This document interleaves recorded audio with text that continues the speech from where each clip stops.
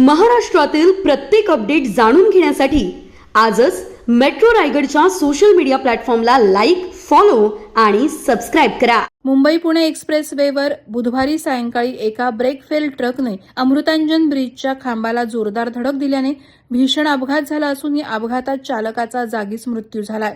Cement ब्लॉकची वाहतूक करणाऱ्या ट्रकने अमृतांजन पुलाच्या खांबाला धडकल्याने झालेल्या या अपघातात ट्रक चालकाचा जागीच मृत्यू झालाय.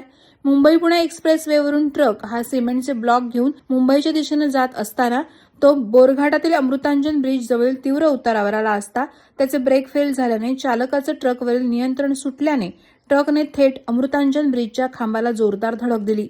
ही धडक इतकी भीषण होती की ट्रकच्या केबिनचा चक्काचूर झाला आणि चालकाचा जागीच मृत्यू झाला. या अपघातामुळे मुंबईकडे जाणारी वाहतूक काही काळ विस्कळीत झाली होती आणि वाहनांच्या लांबच लांब रांगा लागल्या होत्या. घटनेची माहिती मिळताच खंडाळा महामार्ग पोलीस, बोरघाट पोलीस यांनी तात्काळ घटनास्थळी धाव घेतली. पोलिसांनी क्रेनच्या सहाय्याने अपघातग्रस्त वाहन बाजूला हटवून मुंबईकडे जाणारी वाहतूक पूर्ववत सुरळीत केली. पोलीस आता या प्रकरणी अधिक तपास करत आहेत. Subscribe now and press the bell icon. Never miss an update.